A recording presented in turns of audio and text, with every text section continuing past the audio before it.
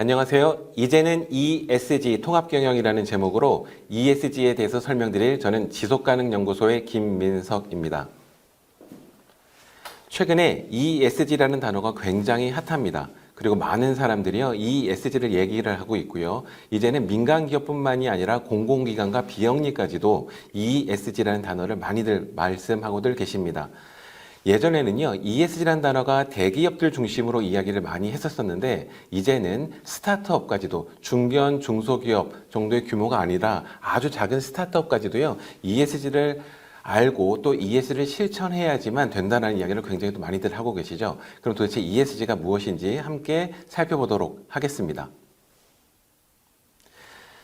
최근에 언론 기사라든지요, 아니면 지인들을 통해서 ESG라는 단어를 굉장히 많이들 들어보셨을 것 같습니다. 이제는 ESG를 스타트업까지도 해야지 된다라고 하는 많은 기사까지도 지금 쏟아져 나오고 있는데요. 그럼 어떻게 작은 기업들이 ESG를 해야지 될까라는 고민을 아마 많이들 하고 계실 것 같아요. 그러려면은 먼저 ESG가 무엇인지를 명확히 알아야지 되고요. 그리고 우리가 어떤 것들, E는 환경, S는 사회, 그리고 G는 거버넌스를 뜻하는 영어 단어의 앞글자인데요. 우리는 그러면 ESG 중에 어떤 것들을 좀 더 관심을 두고 어떤 것들을 좀 더 비중을 두고 해야지 될지도 아마 많은 고민들이 있으실 것 같습니다. 어떤 최근 기사를 한번 살펴보도록 하겠습니다. ESG는 환경과 사회 지배구조의 영어 단어의 앞글자다라고 되어 있고요. 기업이 환경 보호에 앞장서고 사회적 약자에 대한 배려와 그리고 사회공헌 활동을 하고 법과 윤리를 준수하는 윤리 경영을 실천해야 지속적인 성장이 가능하다라는 그런 개념에서 나왔다라고 설명이 되어 있네요. 좀 더 이 ESG에 대한 개념은 좀 더 부연적인, 부가적인 설명을 좀 드려야 될 것 같긴 합니다. 그런데 아직까지도 굉장히 많은 중소기업들은요, ESG에 대한 관심이 많이 낮은 것이 사실입니다. 왜냐하면 상대적으로 큰 기업에 비해서 전문가들의 수가 좀 적고요. 그리고 예산도 많지 않은 것이 일반적이다 보니까요. 이런 중소기업들은 ESG를 실제 실천하기가 굉장히 어려운 것이죠. 그럼에도 불구하고 요즘에는요, ESG를 해야지 된다라는 이야기가 굉장히 많이 나오고 있습니다. 그 이유 중에 하나로는요, 중견 중소기업들이 우리나라의 대부분 큰 대기업들과 거래하는 그런 기업들이 많이 있습니다. 그러다 보니까 큰 대기업들이 이제는 그들의 협력사인 중견 중소기업까지도 이야기를 강조를 하고 있고요. 그리고 지난 7월 달에는요, 우리나라 중소벤처기업부가 스타트업들을 위한 별도의 ESG 체크리스트를 만들어서 배포하기도 했습니다. 즉, 이제는 인원이 1명, 2명, 3명, 10명 미만 아주 작은 신생 스타트업이라 하더라도요, ESG에 대한 관심을 가져야 된다라고 우리 정부 차원에서 이야기를 하고 있다라고 하는 것이죠. 그럼에도 불구하고 여전히 ESG가 어렵고 가까이 와닿지 않는 것은 사실입니다.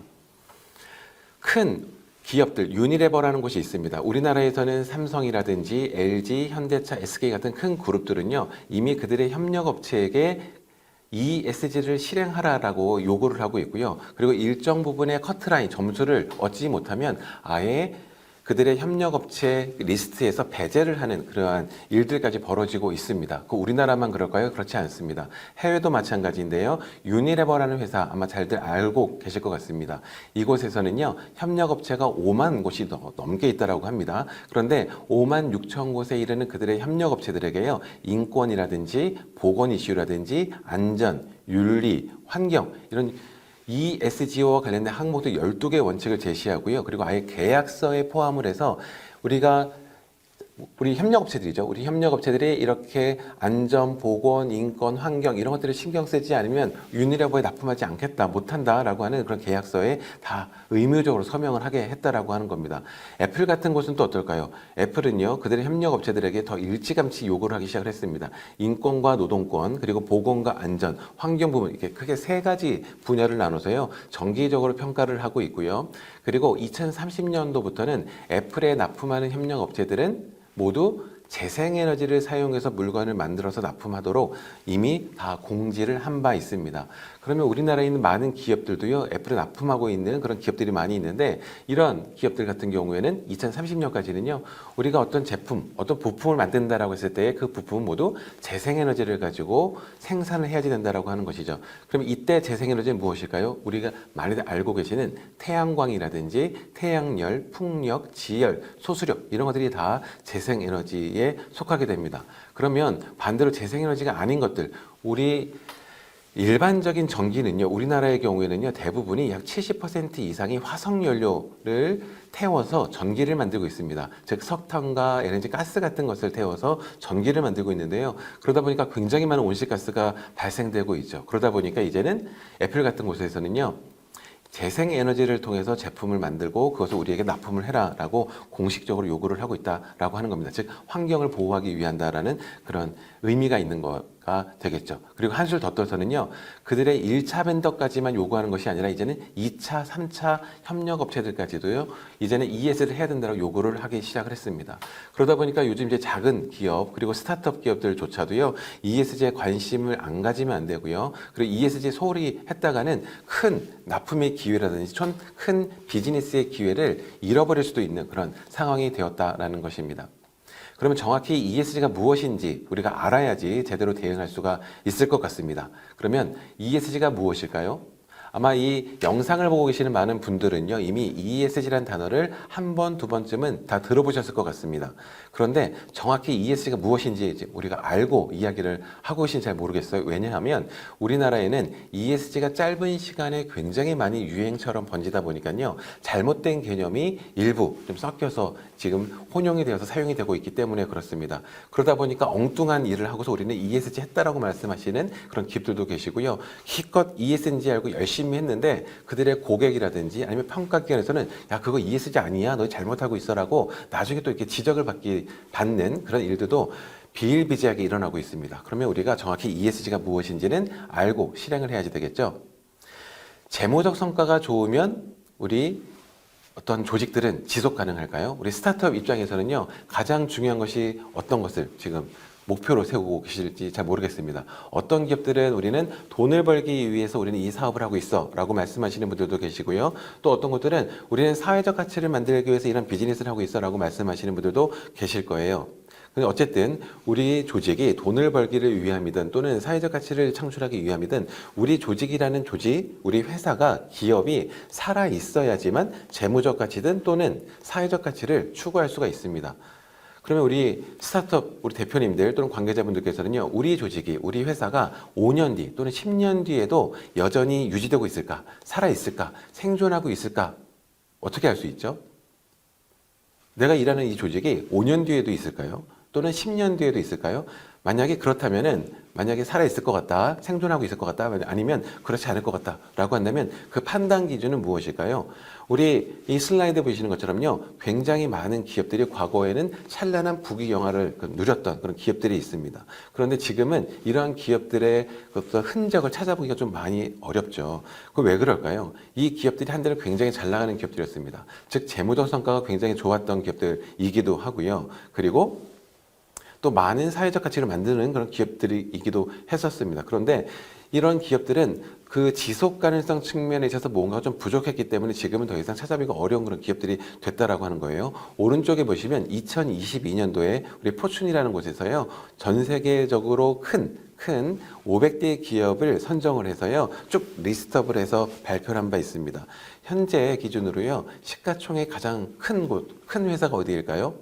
네, 애플입니다. 그 다음엔요, 월마트라든지 구글이라든지 굉장히 많은 그런 기업들이 우리 글로벌 500의 이 앞에 부분에 차지를 하고 있는데요. 이런 기업들은 그러면 5년 뒤, 10년 뒤에도 계속 유지가 잘 되고 있을까요?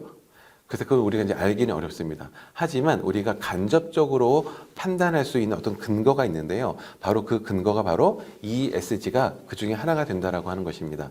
ESG는요, 환경적인, 그리고 사회적인, 그리고 거버넌스적인 이라는 단어의 앞글자입니다. 우리는 많이들 줄여서 그냥 환경, 사회, 거버넌스라고 부르기도 하는데요. 엄밀하게 말하면 우리는 이 영어 표현이요, 형용사형입니다. 형용사형이기 때문에 우리는 환경적인 또는 사회적인 또는 거버넌스적인이라고 해석을 하는 것이 훨씬 더 맞는 표현일 것 같아요. 그런데 우리 한국에서는 이런 것들을 그냥 환경, 사회, 거버넌스야 라고 이렇게 이야기를, 명사처럼 이야기를 하다 보니까요, 또 많은 오해가 생기기도 했었습니다. ESG가 중요해, ESG 해야 돼 라는 이야기를 굉장히 많이 하시니까 많은 기업들이 ESG가 뭐야? 그럼 환경, 사회, 거버넌스야, 이걸 잘해야 돼? 그럼 우리는 환경보호 잘해야 되겠네, 그리고 사회공헌도 많이 해야 되겠네, 그리고 거버넌스, 이건 잘은 모르겠지만 뭐 거버넌스 잘해야 되겠네, 이런 식으로 이야기를 했습니다. 그리고 많은 조직들이 실제로요, 환경 관련된 일을 하겠다. 즉 환경 관련된 사회공헌 활동들을 한다든지 환경 캠페인 한다든지 이런 것들을 하겠다고 이야기를 했고요. 실제 진행까지도 많이들 하셨죠. 그리고 소셜, 사회적인 것들을 잘하기 위해서 사회공헌 많이 하겠다라고 하는 그런 기업들도 나타나기 시작을 했습니다. 그런데 이게 전형적인 ESG에 대한 오해 때문에 생기는 그러한 일들이다라고 하는 것이죠. ESG는요, 환경사회 거버넌스가 아니라 환경적인, 사회적인, 거버넌스적인 뭔가를 해야지 되는데 이 뭔가가 뭐냐면요. 우리 ESG라는 단어가 처음 등장한 것은요, 바로 2004년입니다. 우리 파란색으로 두 개의 어떤 게 그림이 포스터 같은 것이 있는 것이 보이실 거예요. 이 중에 왼쪽에 있는 것이요, 바로 ESG가 처음 등장한 그 첫 해에 유엔과 금융기관들이 함께 모여서요 회의를 했는데 회의한 보고서의 표지입니다. 바로 Who Cares Wins라고 적혀 있죠. 즉 케어하는 자들이 승리한다라고 하는 어떤 회의를 했는데요. 이때가 언제냐면 바로 2004년입니다. 2004년도가 바로 ESG라는 단어가 공식적으로 우리 세상에 나타난 그 해가 될 텐데요. 2004년도에 유엔기관과 그리고 금융기관들이 함께 모여서요. 이때 말하는 금융기관은 월드뱅크, 즉 세계은행이라든지 HSBC 또는 JP모건, 악사그룹 이런 것들입니다. 이런 것들이 유엔과 함께 모여서요. 회의를 했는데요. 회의의 이름이 Who Cares Wins였어요. 이 뜻은 이제는 케어하는 자들이 승리한다. 과거에는 기업들이요 어떠한 목적으로 조직들을 운영을 했었죠. 우리가 잘 알고 있는 것처럼 기업의 존재 이유, 존재 목적 그러면 우리가 달달달달 암기를 했던 적이 있습니다. 바로 정답은 뭐였었죠? 이윤 추구, 이윤 창출이라는 이야기를 우리가 많이들 하셨을 텐데요. 사실 현재는요, 현재 기준으로서는 기업의 존재 이유를요, 이윤 창출이라고 가르치는 것이 별로 없습니다. 우리나라 이제 교과서에서만 이제 그렇게 이야기를 하고요. 실제 기업이 존재하는 이유는 더 다른 것들을 이야기를 하고 있는데 우리나라 이제 교과서는 여전히 이윤 창출 한 가지만 이야기를 하고 있긴 합니다. 그러다 보니까요, 많은 기업들이요, 어쨌든 기업의 존재 이유로 이윤 추구하는 것이 너무 당연시하게 되어 있었죠.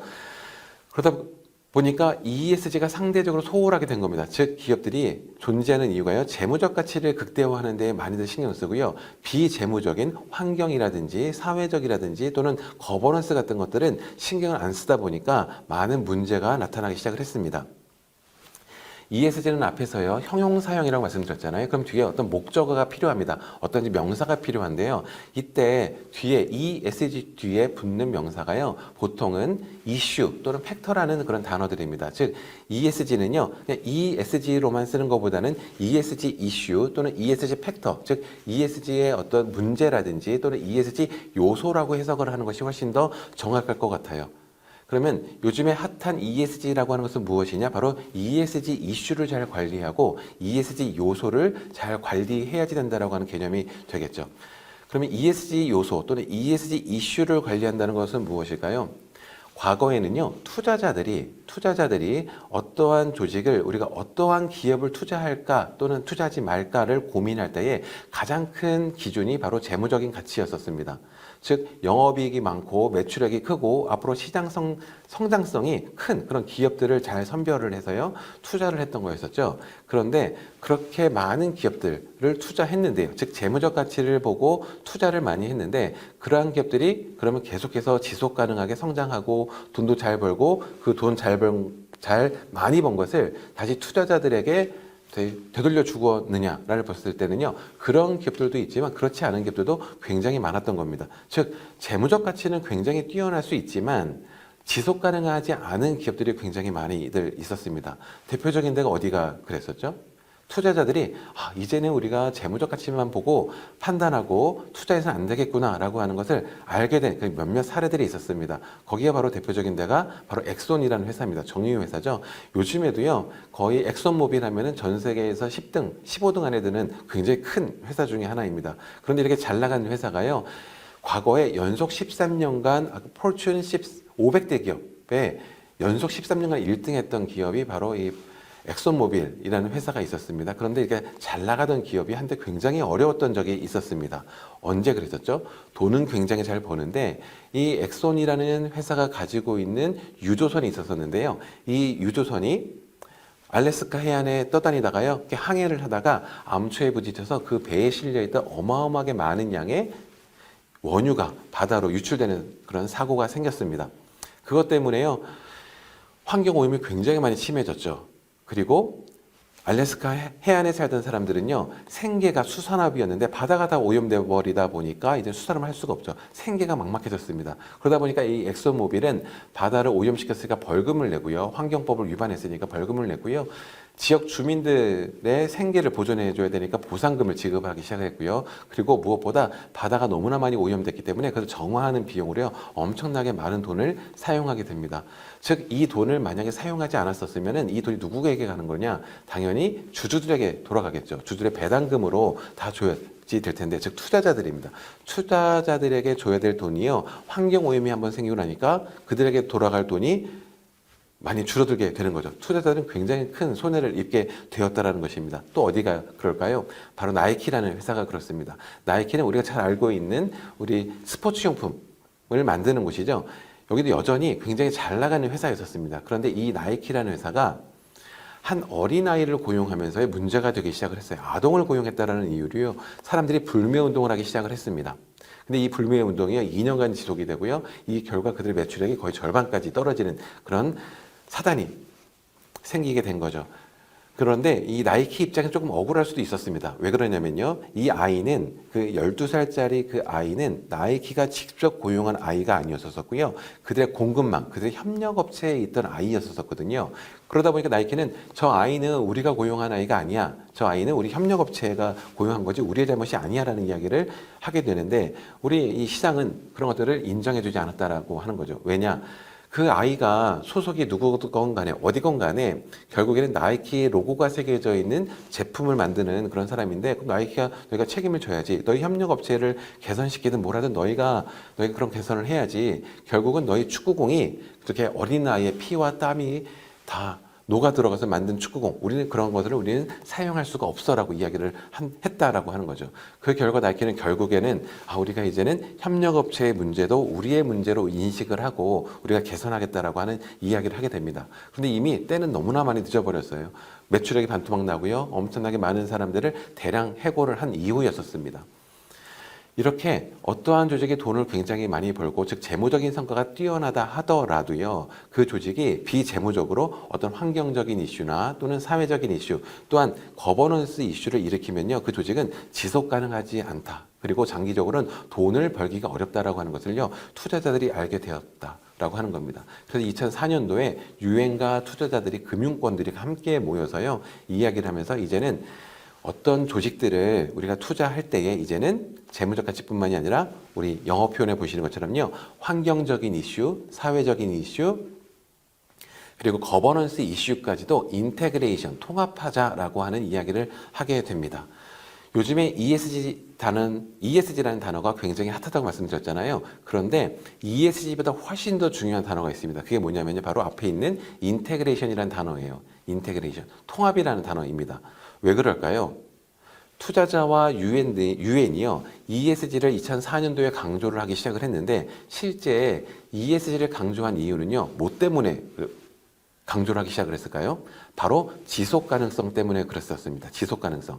즉, 유엔 입장에서는 많은 기업들이 어떤 제품을 생산함에 있어서요, 환경을 너무나 많이 오염시키고 있고요, 사회의 불평등을 조장하고 있고 야기시키는 주범인데, 기업들이 자꾸 재무적인 돈만 벌려고 하니까 그러면 안 돼. 우리가 살아가는 지구와 사회의 지속 가능성을 위해서 너희들은 이제는 ESG 이슈도 통합해야지 돼.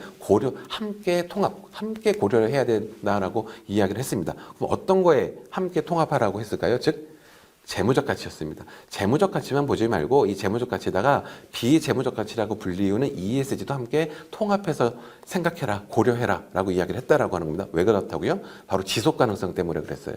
즉, 우리가 살아가는 지구와 환경의 지속 가능성 때문에 ESG도 이제는 신경 써라라고 했던 거였었고요. 투자자 역시 마찬가지였습니다. 투자자들도 지속 가능성 때문에 ESG를 강조하기 시작했는데, 그래서 투자자의 생각이 조금 달랐어요. 우리가 사는 지구와 그리고 환경에 또는 사회의 지속 가능성이 목적이 아니었었고요. 그들이 투자하는 기업이 망하지 않고 지속 가능해야지, 그들이 열심히 돈을 벌어서 우리 투자자들에게 다시 돈을 되돌려주니까 이 기업이 망하지 않고 지속 가능해야 된다라는 그런 개념으로 사용을 했습니다. 똑같은 지속 가능성 또는 지속 가능 경영이라는 말을 썼지만, 유엔은 우리의 사회 그리고 우리의 지구의 지속 가능성, 그리고 투자자들은 그들이 투자하는 기업의 지속 가능성을 위해서 ESG라는 단어를 강조하기 시작했다라고 하는 겁니다. 즉 둘의 의견은 좀 다르기는 목적은 좀 다르긴 했지만요. 어쨌든 교집합으로 나타난 단어가 바로 지속 가능성이라는 단어와 그리고 ESG라는 단어입니다. 그런데 누구의 힘이 더 셌을까요? 유행과 투자자. 당연히 투자자의 입김이 훨씬 더 셌어요. 그러다 보니까 요즘에 ESG를 투자자의 용어다라고 부르는 분들이 굉장히 많이들 계십니다. 원래는 유엔이 훨씬 더 이전부터 ESG를 강조하기는 했었었는데요. 이제는 투자자들이 얘기하다 보니까 투자자가 힘이 더 세다고 했죠. 그러다 보니까 많은 사람들이 투자자가 이야기한 것을 이제 기억을 하고 있고 투자자의 용어다라고 이야기를 하고 있는데 엄밀히 말하면 유엔이 더 먼저 말을 하긴 했습니다. 그런데 이때 투자자들도요, ESG를 강조한 이유가 있습니다. 목적이 뭐라고요? ESG 경영을 잘하는 것이 투자자가 관심 있는 것이 사실은 아니고요. 실제로 투자자가 관심 있는 것은 지속 가능성입니다. 너희 조직이 우리가 너희 투자할지 말지를 판단해야 되는데 너희 조직이 5년 뒤, 10년 뒤에 있을까? 적어도 5년 뒤, 10년 뒤에 살아 있어야지 우리가 믿고 안심하고 투자를 하지. 즉 지속 가능성이 핵심입니다. 그런데 과거에 뭐라고요? 너무 이런 조직들이 재무적인 가치만 신경 쓰다 보니까 ESG적으로 어떤 문제가 생겨서 기업이 망하는 것을 너무나 많이 봤다라는 거예요. 그래서 망하지 않으려면 즉 지속 가능하려면요, ESG도 해야지 된다. 재무와 비재무 이 두 가지를 다 함께 잘 고려하는 기업에게 우리가 투자하겠다라고 얘기하면서요 나타난 것이 바로 ESG가 되겠습니다. 그런데 다시 한번 강조를 하자면요, ESG가 중요한 건 맞는데요, 어떠한 조직이 지속 가능하려면 ESG 잘하면 될까요? 아니다라고 하는 겁니다. ESG만 잘하면 안 되고요, 재무적 가치 잘 추구를 하셔야 됩니다. 재무과 그리고 비재무 이 두 가지가 잘 조화를 이룰 때에 지속 가능하다라고 하는 겁니다. 그러면 ESG 각각의 우선순위 항목은 어떤 것들이 있을까요? ESG에서의 환경은요, 조직의 경영 활동을 통해 직간접적으로 유발하는 환경적 이슈가 바로 환경 요소들입니다. 환경 요소, 즉 어떠한 조직이요, 어떠한 스타트업, 어떤 기업이 그 비즈니스를 함에 있어서요, 환경적인 이슈를 안 만드시면 되는 거예요. 우리가 어떤 이벤트를 하는 회사다. 그러는데 그 이벤트를 다 일회용품 가지고 사용하고 있고요. 그리고 무대 같은 거 만드는데 다 일회용품 만들고 뭐 폐기하고 철거하고 다 버리고 또 새로운 거 사서 뭘 하고 이렇게 하는 것이 아니라 최대한 일회용품 안 쓰고요. 친환경적으로 어떤 이벤트를 운영하실 수도 있겠죠. 즉 우리의 비즈니스를 하면서 환경적인 이슈를 최소화시키면 우리는 ESG 중에 이 일을 잘한다라고 볼 수가 있는 거고요. 또 우리가 제공하는 서비스나 제품들의 그런 상태가 또 친환경적인 부품을 산다든지 친환경적인 어떤 원료를 사용한다든지 친환경적인 방법으로 운영을 하면 이것도 다 ESG 요소가 해당이 될 겁니다. 그런데 두 번째 S에 대한 오해가 굉장히들 많이들 있으세요. S는 무엇일까요? 우리가 사회로 해석을 하시는데요. 사회 그러면 가장 먼저 떠오르는 것이 지역사회, 커뮤니티 이런 사회공헌 이런 단어들이 먼저 아마 떠오르실 것 같아요. 그러다 보니까 많은 큰 기업들도 S 잘하겠다라고 하면서요, 지역사회 공헌하겠다, 뭐 하겠다 이런 식으로 이야기를 했는데요. 이 SG에서 말하는 S는요, 커뮤니티가 아니고요, 소셜입니다. 소셜 뒤에 이슈가 있다고 하잖아요. 사회적인 이슈를 안 만들어야지 되는 거예요. 즉 어떠한 조직이 우리 스타트업들이요, 비즈니스 경영을 함에 있어서 사회적인 이슈를 만들면 안 된다라고 하는 겁니다. 어떤 것들이 사회적 이슈를 만드는 걸까요? 우리 스타트업이다 보니까 어떤 제품을 만들었는데 제품 만들어서 그것을 출시를 했습니다. 판매를 했는데 그 판매한 제품에서 매일 불량이 나오고요. 그 사람들이 살 수가 없게 사용할 수 없을 정도로 많은 문제들이 계속해서 나와요. 이러면 사회적인 이슈를 만드신 거죠. 또는 어떤 것들이 있을까요? 우리가 임직원들이 이렇게 있는데 임직원 내부에서요, 서로 갑질을 한다든지 아니면은 못 살게 군다든지 뭐 이런 인권 침해 문제가 생길 수도 있겠죠. 이런 것들도 알려지게 되면요, 당연히 사회적 문제가 될 겁니다. 그리고 우리 조직이요, 안전사고가 계속 산업재해죠. 산업재해 같은 것이 계속해서 발생하게 되면 어떻게 될까요? 당연히 사회적인 문제를 일으키게 됩니다. 이때 말하는 S는요, ESG에서 말하는 S는요, 사회적 이슈라고 하는 거의 단어인데요. 이때 말하는 사회적 이슈는 저 지역사회가 아니라 우리 사회, 우리 조직의 임직원들이 바로 사회다라고 하는 겁니다. 즉 ESG S는 S를 잘하려면 어떻게 된다고요? 우리 임직원, 우리 회사 구성원들을 잘해주는 것이 가장 중요하다라고 하는 거예요. 왜냐? 우리 조직의 사람이 바로 S이기 때문에 그렇습니다. 조금 더 확장된 S는 어떤 것이 있을까요? 바로 우리의 공급망이 해당이 될 겁니다. 앞서 말씀드린 것처럼요, 나이키가 그들 조직은 크게 문제가 없을지 모르겠습니다. 그런데 그들의 협력업체들이 있죠. 그들의 협력업체들 같은 경우에서 협력업체가 잘못했는데 나이키가 잘못했다고 해서 욕을 먹었다. 불매운동을 당했다라고 하는 겁니다. 즉, 그들의 협력업체 내부에서도 어떤 인권적인 이슈라든지 산업재해라든지 어떤 환경적인 이슈가 있다든지 그러면 우리 조직까지도 영향을 미치기 때문에 밸류체인에 있는 파트너들까지도 ESG를 잘하도록 챙겨야 된다고 하는 것이 이 S입니다. 그리고 더 나아가서는요, 지역사회도 일부 포함이 되긴 하는데요, 우선순위를 보면 굉장히 낮은 영역이 지역사회에 해당이 되어요. 그러면 우리도 어떤 스타트업이 이제 우리 ESG 잘할게요 라고 말을 한다면요, 우선적으로는 우리 임직원들을 잘해주는 것이 1순위입니다. 그 다음에는 우리의 협력, 파트너들, 그 다음 마지막으로는 지역사회가 된다라고 하는 것이죠. 이 우선순위가 바뀌면 ESG 차원에서는 좀 맞지 않다라고 이야기를 합니다. 마지막으로는 거버넌스는 무슨 뜻일까요? 거버넌스는 좀 생소하시고 좀 어려운 단어일 수도 있을 것 같아요. E와 S에 비해 좀 많이들 들어보지는 못하셨을 것 같은데요. 거버넌스는 한국말로 지배구조라고 부르기도 합니다. 지배구조. 그럼 지배구조 좀 어렵죠? 거버넌스도 어려운데 지배구조도 좀 어려울 것 같습니다. 이때 말하는 거버넌스는요, 어떤 조직이 의사결정을 하는 방식 또는 의사결정을 하고 난 다음에 그것을 실행하는 방식을 거버넌스라고 부릅니다. 즉, 어떤 회사가 거버넌스가 좋아 라고 이야기를 한다는 것은요, 그 회사가 의사결정을 하는 방식이 굉장히 좋고 또 의사결정한 것을 실행하는 과정이 너무 좋다라고 하는 거예요. 그러면 의사결정을 어떻게 하고 또 실행을 어떻게 해야지 좋다라고 하는 걸까요? 당연히 투명하게 의사결정하셔야 되겠죠. 그리고 합리적으로 의사결정하셔야 되고 상식적이면서도 윤리적인 의사결정을 해야지 되고 마지막으로는 법을 잘 지키는 테두리 안에서 의사결정을 하면 그 조직은 거버넌스가 좋다라고 부른다라고 하는 겁니다. 왜 그러면 이 거버넌스가 E와 S와 이 거버넌스까지 포함이 됐을까요? 많은 조직들이요, 많은 문제를 일으켰다라고 했잖아요. 환경적인 문제라든지 사회적인 문제를 일으켰는데요. 거기에 가만히 봤더니 누가 가장 큰 문제였느냐? 그렇게 의사결정을 하는 사람들이 문제였던 거였어요. 즉, 권한과 책임이 굉장히 컸던 사람들이요, 그러한 권한과 책임을 제대로 활용하지 않고 사용하지 않고 법을 어기면서까지도 하고 있고요. 그리고 윤리적으로 또는 투명하지 않게, 그러니까 윤리적이지도 않고 투명하지도 않게 그들의 권한을 사용하다 보니까요, 많은 문제가 생기기 시작했던 거죠. 그래서 그들의 의사결정권자들이 제대로 의사결정하고 있는지를 알아보기 위해서 나타난 단어가 바로 거버넌스다라고 하는 겁니다. 그래서 앞에 보시면 대리인 문제를 해결하기 위해서 나온 단어다라고도 표현이 되어 있는데요. 이때만 대리인은 바로 어떤 회사의 구성원들이 대리인이 될 겁니다. 회사의 주인은 누구일까요? 보통 우리가 주식회사다라고 하면요, 주식회사의 주인은 누구죠?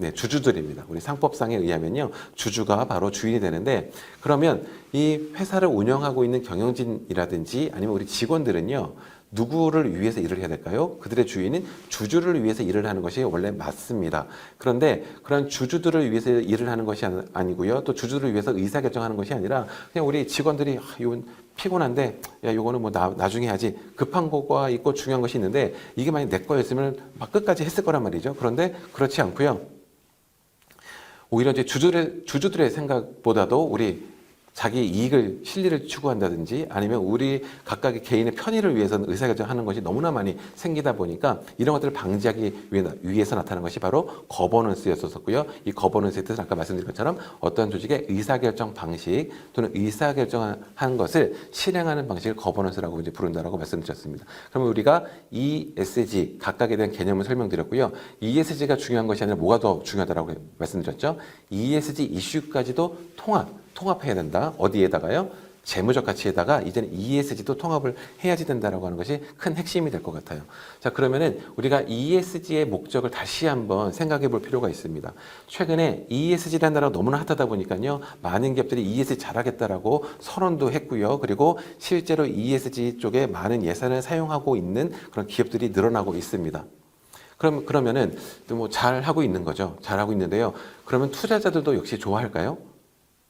그렇게 ESG 투자자들이 너 ESG 좀 신경 좀 써라고 이야기를 했더니 많은 기업들이 투자자의 말 들어야 되니까요, 열심히 ESG 좀 하고 있습니다. 하고 있는데 요즘 기업들이 하고 있는 ESG의 행태를 보면요, 투자자들이 정말 좋아할까라고 하는 겁니다.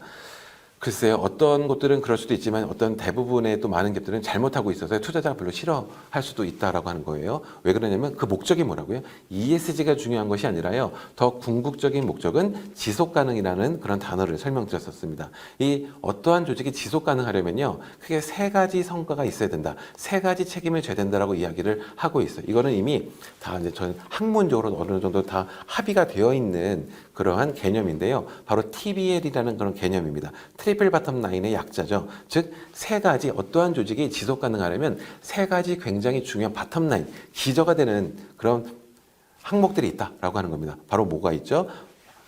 경제적 책임, 사회적 책임, 그리고 환경적 책임이 있어야 된다라고 이야기를 합니다. 즉, 어떠한 조직이 지속 가능하려면 경제적으로도 성과를 많이 만들어야 되고, 그리고 사회적인 성과도 만들어야 되고, 그러면서 동시에 환경적인 이슈를 많이 만들면 안 된다라고 하는 이런 큰 개념이 될 것 같아요. 그럼 TBL 입장에서 보면요, 환경, 경제, 소셜 이런 내용들이 있는데요. 요즘에 ESG랑 비교해 보면 한 가지 차이가 있네요. 어떤 게 차이가 있죠? 거버넌스 대신에 이코노믹이라는 경제라는 단어가 들어가 있는 것을 아마 보실 수 있을 것 같습니다.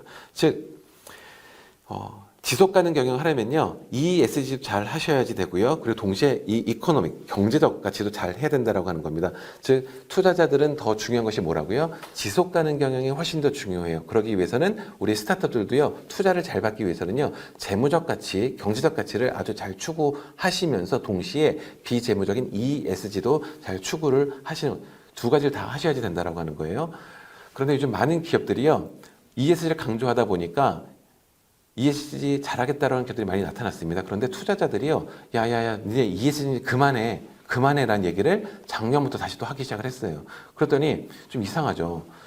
불과 얼마 전까지만 하던 ESG 잘해라라고 하던 그런 투자자들이 이제는 야 그거 ESG 그만 좀 해라라고 이야기를 한다는 거예요. 실제로 전 세계에서 가장 큰 투자 기관인 블랙락이라는 곳이 있습니다. 우리나라 국민연금보다도 훨씬 더 큰 그런 투자 기관이 이 블랙락인데요. 블랙락의 회장님이 바로 이 사진 속에 있는 레리 핑크라는 회장님이세요. 이분이 올해 1월 달에요, 아주 친절하게 편지를 써서 알려줬습니다. 여러분, 우리가 지속 가능성, 즉 ESG입니다. 우리가 ESG를 이야기하는 그 이유가 있는데요. 우리가 환경론자여서가 아니에요. 우리가 환경 보호하자고 ESG 하는 거 아니고요. 우리는 자본가이기 때문이다라고 아예 대놓고 이야기를 하셨습니다. 이 말이 뭐죠? 자본가다. 우리는 돈을 버는 사람들이다라고 하는 거예요. 즉, ESG를 하는 목적 자체도요, 우리는 돈 벌려고 하는 거다라고 하는 것을 아예 대놓고 이야기를 하셨는데, 많은 기업들이 요즘에 ESG를 선언하면서요, 요즘 스타트업들도 요즘 제가 많이 만나고 있는데요, 스타트업에 계시는 분들도 ESG가 워낙 핫하다 보니까 ESG 하시겠다라고 하시는 분들 많이 계세요. 그런데 그 목적이 환경과 사회를 위해서 좋은 기업이 되겠다는 이야기를 많이들 하시는데요, 투자자는 그걸 좋아하지 않는다라고 하는 거예요. 투자자들이 ESG를 강조하는 이유는 너희가 환경적으로 좋은 회사 되라, 사회 좋은 회사가 되라가 아니고요. 그런 것도 잘 해가지고 지속 가능해서 망하지 않고 돈 많이 벌어라. 돈 많이 벌어라가 사실은 이 투자자들의 그런 언어였었어요.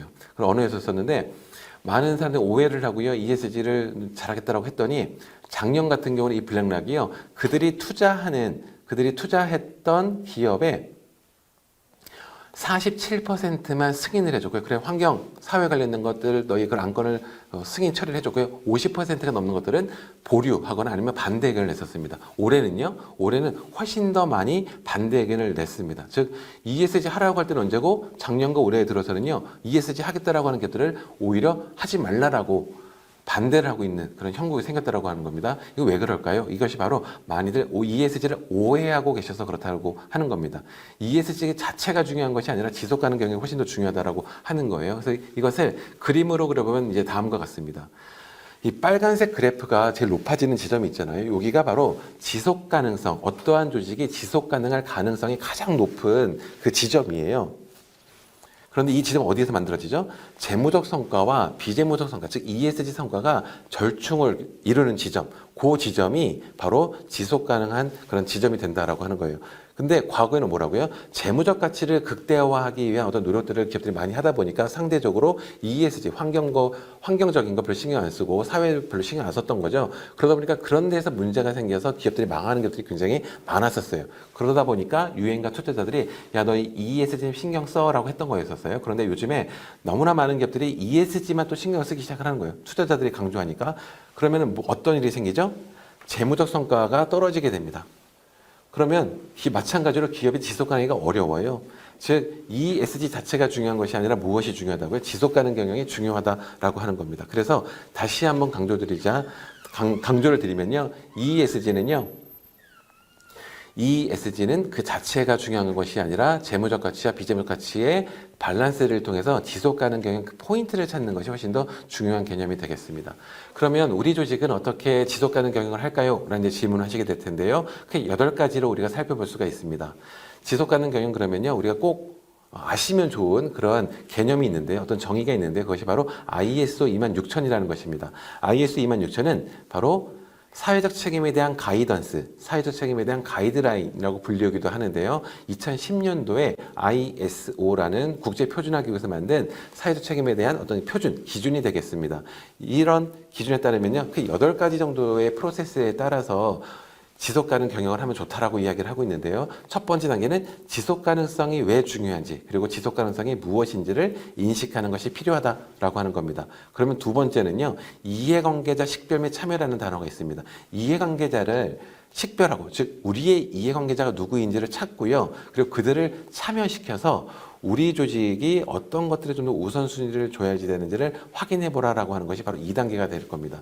즉 지속 가능 경영은 우리가 하고 싶은 대로 하는 것이 아니라 물론 우리의 의견도 굉장히 중요하고요. 동시에 우리의 중요한 이해관계자들이 우리에게 요구하는 것들을 하셔야지 돼요. 그러려면 이해관계자가 누구인지를 먼저 찾는 것이 굉장히 중요하겠죠.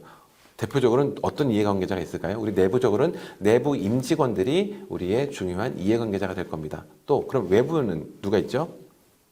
고객이 있을 수 있고요. 우리의 협력업체가 있을 수 있고 지자체나 공공, 정부가 될 수도 있고요. 또는 지역사회가 될 수도 있습니다. 또는 비영리 기구가 될 수도 있습니다. 굉장히 많은 외부의 이해관계자들이 있겠죠. 그럼 그중에서도 우리에게 정말 큰 영향을 미치고 또는 우리가 영향을 주는 그런 대상이 누구인지를 찾아서요. 그들을 참여시키라고 하는 겁니다. 어떤 걸 참여시키면 될까요? 바로 세 번째입니다.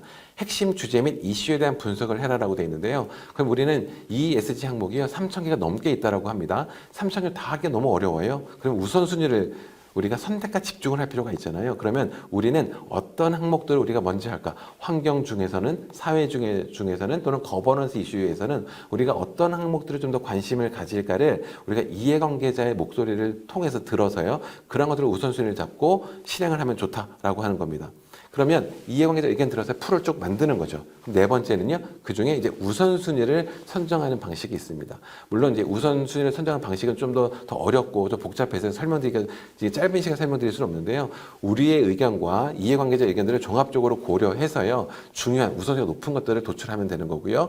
그렇게 우선순위가 뽑은 항목들, ESG 항목들에 대해서는 세부적인 전략을 수립을 하셔야죠. 우리가 목표만 세운다고 또는 항목만 정한다고 그것이 바로 다 이루어질까? 우리는 배출량을 우리는 줄여보자 또는 에너지 사용량을 줄이자라는 어떤 항목을 도출했단 말이죠. 그러면 가만히 있으면 그 에너지가 자연적으로 다 발생량을 감소시킬 수 있는데 그렇지 않다라고 하는 거예요. 어떤 노력이 필요하잖아요. 그럼 어떤 노력을 우리가 언제까지 누가 할 것인가를 분명한 이 계획, 전략을 수립을 해야 된다라고 하는 것입니다. 그럼 다섯 번째는 이제 실행을 하셔야 되겠죠. 계획 세우신 것을. 여섯 번째는 우리가 하고 있는 것들을 소통을 해야 됩니다. 커뮤니케이션 해야 되는데 누구랑 하면 될까요? 당연히 우리 내부, 외부 이해관계자들과 커뮤니케이션 하시는 겁니다. 지난번에 우리에게 이런 의견을 주셨죠. 그래서 우리는 이런 항목들을 뽑았고 현재 우리가 이렇게 하고 있어요. 라고 알리는 거고요. 그런 것들을 통해서 이해관계자, 우리가 그때 말했던 거 이거 아닌데? 라고 할 수도 있고, 그럼 빨리 수정하시면 되는 거고요.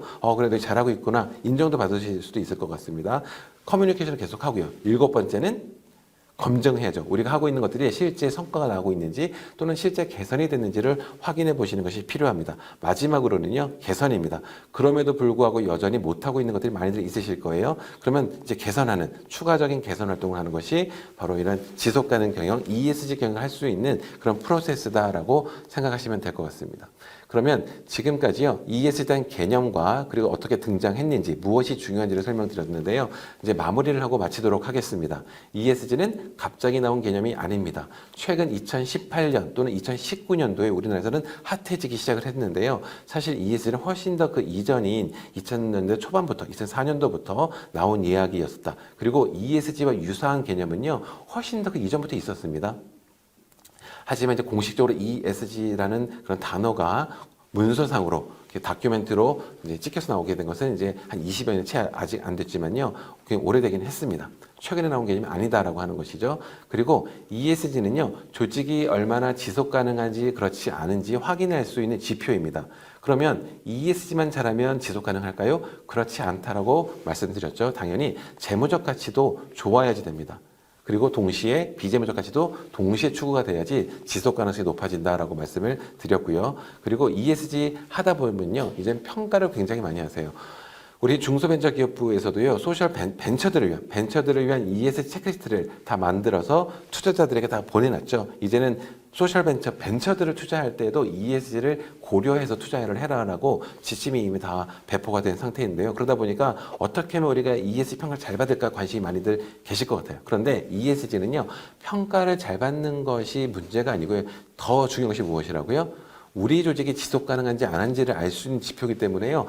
더 제대로 명확하게 파악하시는 것이 훨씬 더 중요합니다. 그래서 ESG 평가를요, 저는 건강검진에 비유를 합니다. 건강검진 하는데요, 그냥 나는 건강검진해서 나는 건강해라는 그런 건강검진 표를 받기 위해서요, 실제적으로는 건강하지 않은데, 예를 들면 시력 같은 거죠. 제가 눈이 별로 안 좋은데요, 시력 좋게 보이려고 시력판 있죠? 시력판을 다 외워가지고요, 안 보이는데 4, 3, 뭐 C 이런 걸 다 외워가지고 제 시력이 2.0이 나왔어요.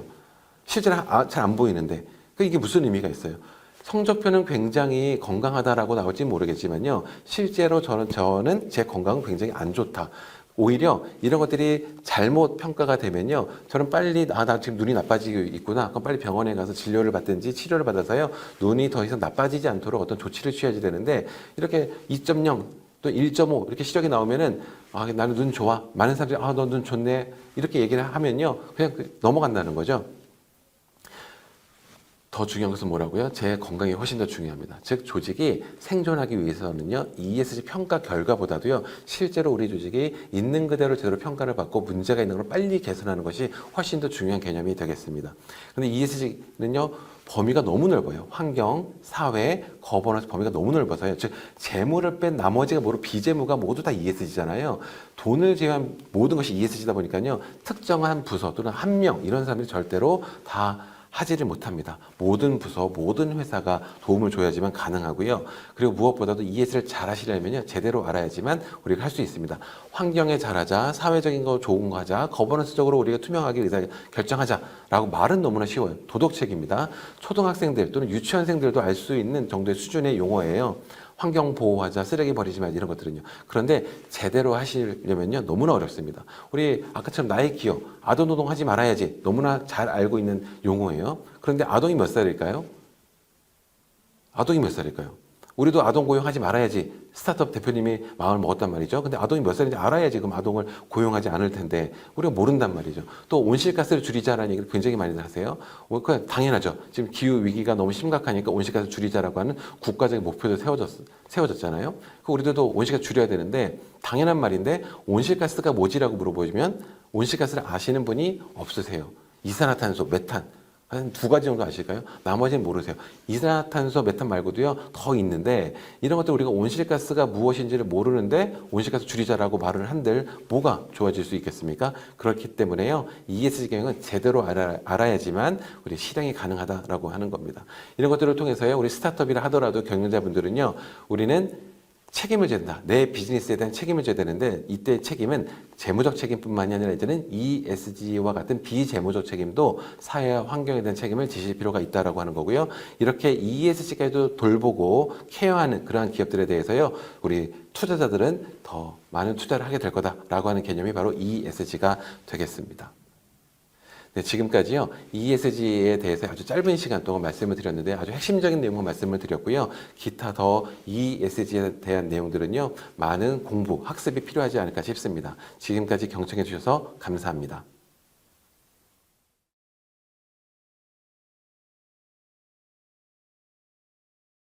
네, 안녕하세요. 저는 오늘 이 시간 ESG 투자와 임팩트 투자에 대한 이해를 함께 안내드릴 MI소셜 컴퍼니 미스크의 김영우 선임 컨설턴트라고 합니다.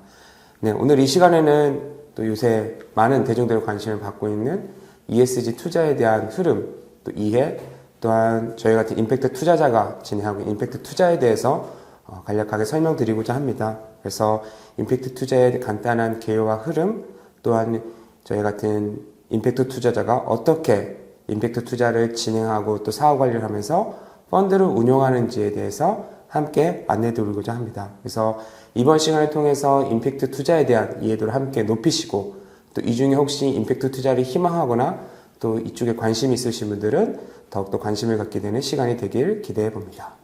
네, 그러면 이어서 임팩트 투자에 대한 간단한 개요를 설명드리고요. 또한 ESG 투자에 대한 전반적인 흐름에 따라서 어떻게 임팩트 투자는 진행되고 있는지, 또 어떠한 차이점이 있는지를 좀 설명드리고자 하고요.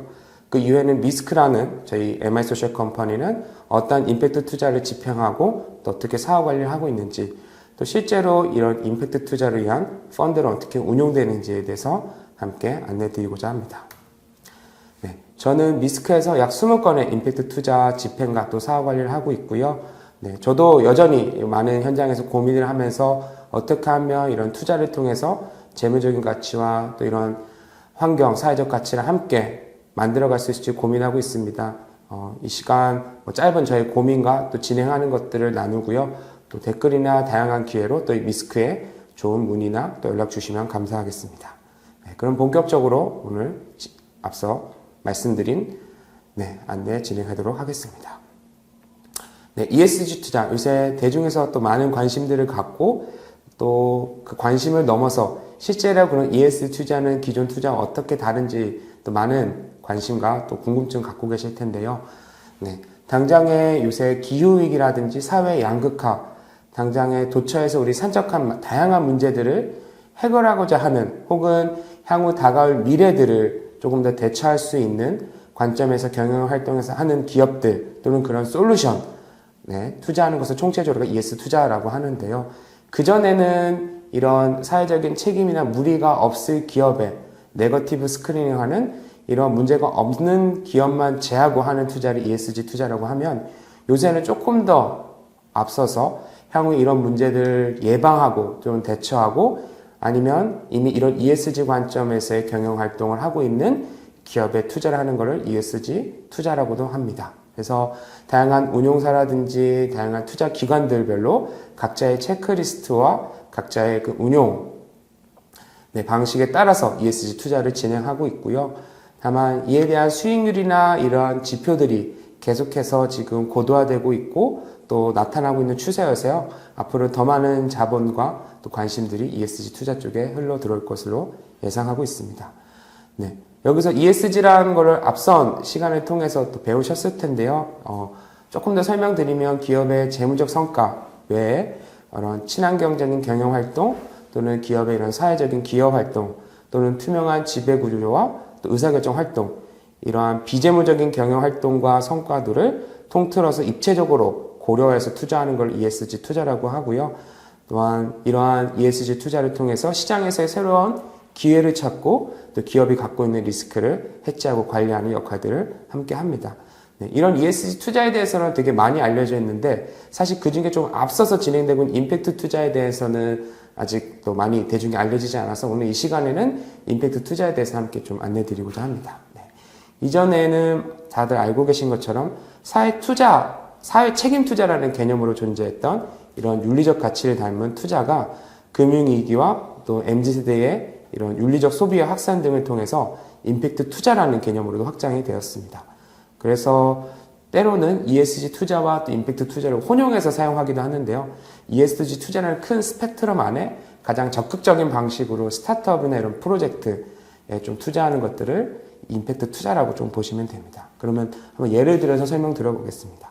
기본적으로 초기 투자자들은 얼마나 그 문제에 대해서 깊이 고민하고 있고 인지했는지 살펴보고, 더 나아가 그 문제를 해결하여 수익으로 연결될 수 있는지 또 시장으로 존재하는지를 살펴보게 됩니다.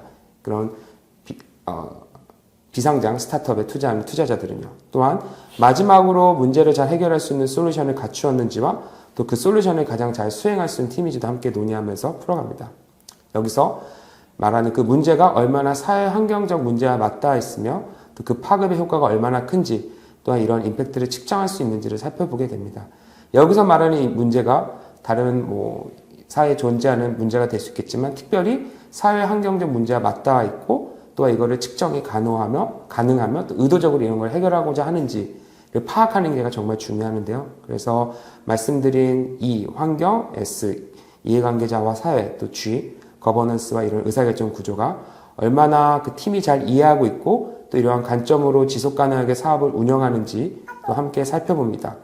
또 곧 사회 환경 문제를 해결하는 것도 중요하지만 이러한 기업들이 얼마나 사회 환경적으로 건강하게 이러한 문제를 푸는지도 함께 살펴보는 투자라고 보시면 되고요. 네. 더불어 임팩트 투자라는 개념은 뭐 이런 소셜 생태계나 창업 생태계 분들은 한 번쯤 또 들어보셨을 텐데요. 사전적 정의로는 이러한 선형적으로 이런 문제가 커짐에 따라 재무적 가치와 또 사회 환경적 가치를 함께 커가져가는 기업에 투자를 집행하고 또 함께 임팩트를 만들어가는 투자라고 볼 수 있습니다. 2007년 록펠러 재단에서 모인 벨라치오 미팅에서 처음으로 이런 임팩트 투자라는 개념이 떠올랐고요. 그 규모는 보시는 바와 같이 매년 빠르게 성장하고 있습니다. 기존의 자선이나 기부금의 형태처럼 사회적 가치를 추구하면서도 일반 투자와 같이 재무적 성과를 같이 추구를 하기 위한 투자를 집행하고요.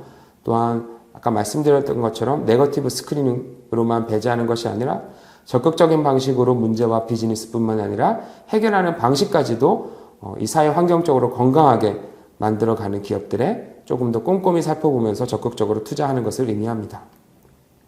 또한 해외의 경우에는 초기 임팩트 비즈니스 기업뿐만 아니라 부동산이나 인프라, 또 ODA 같은 해외 개발 협력 비즈니스 등에도 폭넓은 분야 등에 걸쳐서 임팩트 투자가 진행되고 있고요. 또 국내 경우 같은 경우에는 가장 적극적인 방식으로 이런 비상장 기업 중에 사회 환경적 가치를 의도적으로 추구하는 기업에 투자하는 영역으로 봅니다.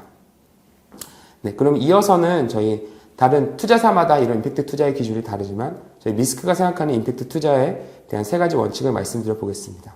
앞서 말씀드린 것처럼 투자를 통해 기대 성과 외에 특별히 원금의 추가적인 이익의 창출에만 만족하지 않고 구체적인 사회와 환경의 긍정적인 변화까지 기대하는 투자를 임팩트 투자라고 말씀드렸습니다. 그 중에 첫 번째는 의도성입니다. 의도성이란 이 비즈니스 모델에서 사회 환경적인 가치 창출을 의도적으로 정말 추구하는 기업인가, 정말 사회 환경적으로 대표와 팀이 문제의식을 갖고 사업을 영위하는 팀인가, 그런 기업가인가 등을 살펴봅니다. 두 번째로는 추가성입니다. 현재 시스템과 해결책으로는 지속 가능한 가치 창출이 어렵기 때문에 이런 진정성을 넘어 기업이 해결하고자 하는 문제의 분야가 정말 크고 또 파급력이 클지를 저희가 살펴봅니다. 세 번째로는 측정성입니다. 사회환경적 가치가 무엇인지를 제3자에게도 객관적으로 소통할 수 있는 언어를 만들고 있으며 또한 그 임팩트가 측정 관리 가능하며 또 이러한 관리한 임팩트가 향후에 무형자산으로 활용되면서 정성적으로 임팩트를 구체적으로 표현할 수 있는지도 함께 살펴보게 됩니다. 또한 이러한 임팩트 투자라는 방식을 통해서 저희 미스크는 새로운 기회를 함께 만들어 가고자 하는데요. 첫 번째로는 이런 파트너십의 참여의 관점에서 혁신을 만들어가는 혁신기업의 혁신자본으로서의 역할을 하면서 같이 협력할 기회를 찾아가고 있고요. 또한 임팩트 관점에서는 이러한 저희가 바라보는 임팩트 렌즈를 통해서 아직 구체화되지 않은 더 나은 세계로의 길을 함께 탐색하는 기회로도 보고 있습니다. 세 번째로는 저희가 하는 선행 투자의 관점을 통해 이런 혁신의 원천, 기존에는 비즈니스가 아닌 영역이었지만 우리의 선행 투자를 통해서 지속 가능한 비즈니스로 변혁해가는 기회도 저희가 살펴보고 있고요. 또한 총매적인 관점에서도 저희가 먼저 재무적 투자자들이 들어오기 전에 임팩트 투자자가 먼저 들어가면서 자본시장의 접근성을 확대하는 기회로도 저희는 살펴보고 있습니다. 마지막으로 인내 투자의 관점으로서 이런 인내적인 관점이 아니라면 자본의 기회가 적은 또는 더 긴 호흡으로 바라보는 시장의 문제는 같은 경우에는 이러한 시스템의 변화를 저희가 함께 자본을 통해서 축적해가고 또 만들어가는 기회로 삼고 있습니다. 네, 그러면 저희 같은 이런 임팩트 투자자, 미스크는 어떤 기업을 투자를 하고 있는데 라고 좀 궁금해 하실 것 같아서요. 이러한 저희가 임팩트 렌즈로 바라보는 어떤 기업을 바라보고 있는지를 설명드리도록 하겠습니다. 첫 번째로는 이런 온갖 다양한 유형의 사회 양극화를 줄여갈 수 있는 비즈니스 모델 또는 시장을 갖고 있는 기업입니다. 또한 두 번째로는 이제까지는 그 영역은 돈이 되는 시장이 아닌 비시장의 영역이었는데 새로운 고객이 들어옴으로 새로운 문제가 발생함을 통해서 새로운 돈이 될 수 있는 시장의 잠재력을 갖고 있는 속해 있는 기업을 받아봅니다. 세 번째로는 현재까지의 솔루션만으로는 시간이 갈수록 해당 사회 문제가 더욱 악화되어서 더 이상 새로운 영역에 대한 제시할 잠재력을 없는 새로운 기회를 창출하는 기업을 저희가 투자를 하고요. 네 번째로는 미래에 더욱 희소해질 기회, 양질의 일자리나 의미 있는 사회적 상호 영역 등 영역에 있어서 새로운 대안을 제시할 잠재력이 있는 기업을 살펴보고 있습니다. 마지막으로는 사업의 방식이나 문화 등 다양한 영역에서 한국 사회의 새로운 모델과 벤치마크 혹은 가능성을 제시할 수 있는 새로운 잠재력이 있는 기업을 주목하여 보고 있습니다. 네, 이렇게 저희가 바라보는 어떤 관점으로 보는지 또 어떤 기업을 투자하는지 설명을 드렸고요. 또한 저희 포트폴리오에 대해서 또 함께 설명드리도록 하겠습니다. 저희는 현재 2022년 11월 기준 약 100여 개 기업에 투자를 집행하고 있는데요. 네, 자세한 내용은 저희 MI소셜컴퍼니 홈페이지나 애뉴얼 리포트를 참고해 주셔도 좋겠지만 간단하게 표를 통해서 말씀드리면 3분의 1, 한 30여 개 기업은 지속가능한 소비와 생산의 영역에서 이런 업사이클링, 친환경 소재 기반 기업, 친환경 F&B 임팩트를 가진 기업에 투자하고 있습니다. 또한 한 5분의 1인 20개 기업은 양질의 일자리, 특별히 지속가능한 경제성장 영역으로 취약계층 고용이라든지 문화 생태계 다양성을 추구하는 기업에 저희가 투자를 하고 있고요. 마지막으로 한 10개에서 15개 기업은 헬스케어나 보건 등 건강한 삶 보장과 복지 증진에서의 또 좋은 임팩트를 추구하는 기업에 투자를 하고 있습니다. 이 밖에도 저희는 지역의 다양한 문제를 해결하는 지속가능한 도시나 또 친환경 에너지 또는 모빌리티 기업에도 함께 투자를 집행해 오고 있습니다. 네. 간단하게 지금까지 임팩트 투자에 대한 개요와 또 저희 미스크라는 기업은 어떠한 관점으로 임팩트 투자를 하고 있고 또 어떠한 기대를 갖고 또 사업 관리하는지 설명을 드렸는데요. 앞으로도 이런 임팩트 투자에 관심 있는 기업 혹은 기관 또 출자에 관심 있는 곳이라면 저희 주저 마시고 미스크에 한번 연락 주시면 감사하겠습니다. 네. 그 중에서도 저희가 100여 개의 기업 중에 몇 개의 기업을 함께 좀 소개해 드리고자 하는데요. 네. 그 중에 첫 번째 기업은 테스트웍스라는 기업입니다. 네, 취약계층에 대한 포용적 고용을 통해서 임팩트를 함께 만들어가고 있고요. 네, 이러한 국내 AI 학습용 데이터 가공업체는 약 80여 개가 있지만 그 중에 이런 사회적 기업, 소셜벤처는 테스트웍스가 유일합니다. 창업 당시 15년에 약 2명에서 현재 약 150여 명이 넘는 중견 회사로 성장하였는데요. 테스트웍스는 인공지능 데이터 및 검증 전문 기업으로서 인공지능 기술 고도화 및 서비스 상용화를 위한 데이터 중심의 고객 맞춤 솔루션을 만듭니다. 이 중에 직원이 약 30%가 장애인과 경력 단절 여성인데요. 이들이 취업뿐만이 아니라 이들이 조금 더 쉽고 더 지속가능 일할 수 있도록 새로운 디지털 일자리를 창출했고요. 이들에 의한 직무서 해결을 별도로 진행을 하고 또 이들이 오히려 AI 데이터 시장에서 높은 생산성이 낼 수 있다는 가설 검증을 해오면서 꾸준하게 고용과 교육을 해오고 있습니다. 특별히 이런 장애인 직원의 퇴사율이 현재까지 0%라는 점은 이러한 테스트웍스가 갖고 있는 가설, 장애인이지만 이들이 더 잘할 수 있는 영역이 있고 또 그거를 발굴함을 통해서 기업의 가치도 함께 제고가 되고 새로운 사회 문제를 해결하는 동시에 이 기업의 경쟁력이 된다는 것을 함께 보여주고 있고요. 더 나아가서 이제 글로벌 IT의 전문가를 꿈꾸는 또 베트남 시장에도 다양한 이런 취약계층도 함께 포용적으로 고용하고 또 이들과 비즈니스를 만들어가는 모델도 현재 베트남에서도 준비하고 있습니다. 네, 두 번째로는 저희 모어덴이라는 기업인데요.